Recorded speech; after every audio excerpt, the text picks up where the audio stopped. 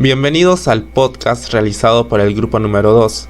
Los integrantes a participar serán la señorita Leidia Pazarrosa, Estefania Aguilar Mandamiento, Fernando Aica Patiño, Sheila Castillo Achata, Micaela Pinto Temoche y quien les habla mi persona, Johan Arias Caxi. El día de hoy hablaremos sobre la propuesta de muerte civil y si esta es un desincentivo para los actos de corrupción. Adelante.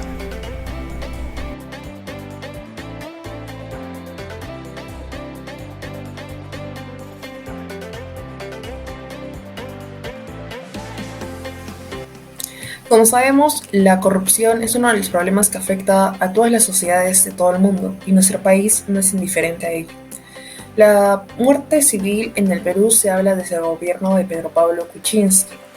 Además de la muerte civil tenemos a la inhabilitación principal perpetua.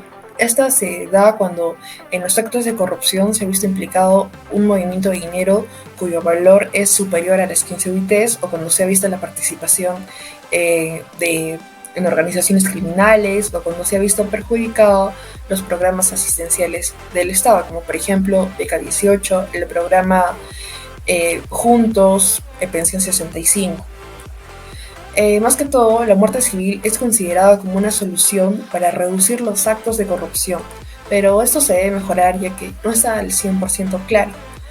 Entonces, la muerte civil más que todo busca privar a una persona de sus derechos civiles y políticos por cometer actos de corrupción que atentan contra la administración pública, en otras palabras, atentan contra el Estado. Cuando hablamos de la muerte civil por delitos de corrupción, tenemos que hablar del Decreto Legislativo 1243 y 1295.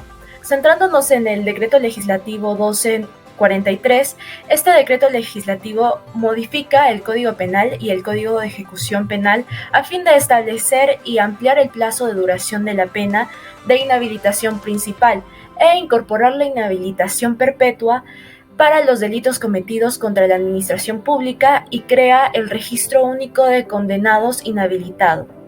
Bueno, este propone reformar las disposiciones generales del artículo 38 de la Ley Penal, incluyendo las normas de aumentar la pena privativa de derechos de 5 a 20 años por péculo en alguno de los siguientes supuestos.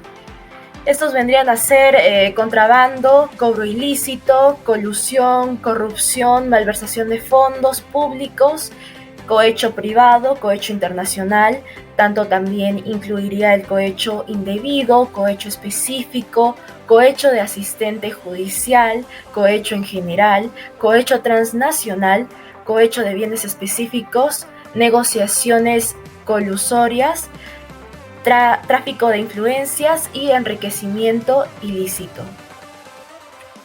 Bueno, ahora hablaremos acerca del Decreto Legislativo 1295. Este decreto se reforma por el artículo 242 de la Ley 27.444, en las que garantiza la integridad de la administración del Estado. De este decreto surge una pregunta: ¿por qué sería tan importante esta norma para la ciudadanía en general? Pues bien, la respuesta es sencilla, ya que establece una creación del único registro nacional de sanciones contra los servidores civiles, en este caso contra todos los servidores civiles, para tener cierta información acerca de las sanciones, destituciones, además de aquellas personas que tengan tipos de sentencias condenatorias en las que perjudiquen de alguna u otra manera, impuestas en las relaciones de delitos de funcionarios públicos como soborno o malversaciones. Ahora bien, la muerte civil es un desincentivo efectivo para actos de corrupción en el poder. Como bien sabemos, la corrupción de la administración pública ha sido afectada en el desarrollo del Perú, destruyendo así la poca confianza que existe entre la ciudadanía y las autoridades gubernamentales, como por ejemplo se sacó a la luz la corrupción por ciertos aparatos estatales, como el destape de funcionarios políticos que han sido relacionados y tuvieron algún tipo de evidencias, como el de Odebrecht en general. Soy Fernando Aica y continuando con la exposición, una tipología es un estudio que analiza fenómenos, sectores, tendencias o modalidades por las cuales se realizan actos delictivos. Las tipologías son instrumentos que arrojan información relevante para el diseño de acciones de prevención, control y sanción a los actos delictivos. Es una técnica de investigación criminológica que analiza los diferentes patrones de conducta en agresores conocidos y así poder auxiliar en la resolución de crímenes. La utilidad del diseño de tipologías radica en la caracterización del fenómeno de la corrupción, la identificación de señales de alerta y el mejoramiento de los controles a partir del análisis.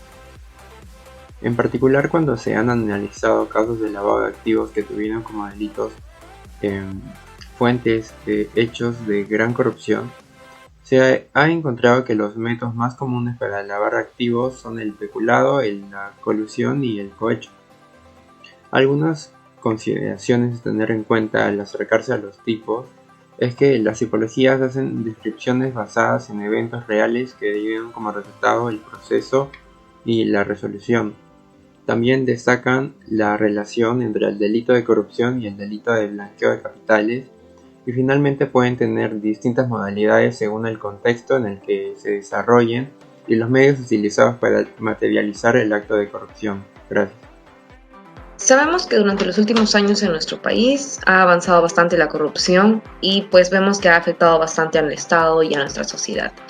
Son usualmente pues nuestros funcionarios públicos, nuestras autoridades, ¿no?, quienes realizan y cometen estos actos delictivos de corrupción. Y de cierta manera no sé si nos hemos preguntado alguna vez cómo podemos prevenir la corrupción, qué podemos hacer para erradicarla, qué métodos podemos usar.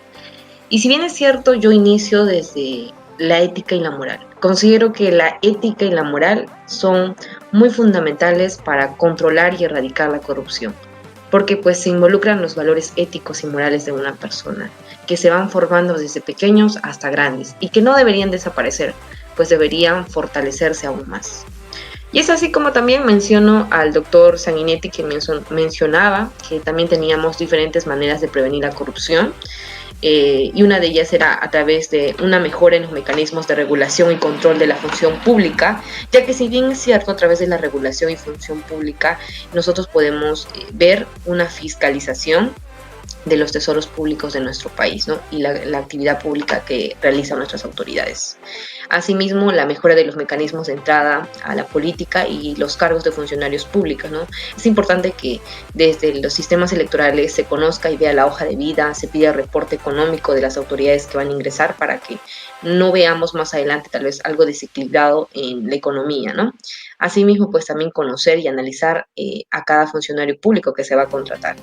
Asimismo, es importante mencionar y motivar a los ciudadanos a que se unan y monitoreen las actividades que realicen las autoridades y los funcionarios públicos. Es importante que nosotros pidamos, ¿no?, rendición de cuentas, pidamos la situación, cómo está nuestro país, cómo están las entidades públicas, las municipalidades, y que no nos sorprendamos al final cuando veamos casos de corrupción, ¿no? Tenemos que empezar también nosotros empezando a pedir y monitorear lo que realizan nuestras autoridades.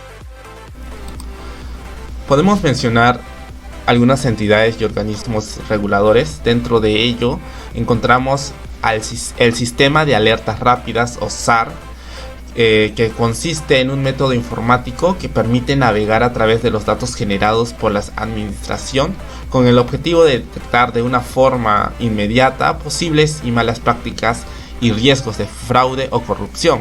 Se trata de un sistema práctico y operativo que permitirá la detección no temprana de las malas prácticas que desde el momento inicial.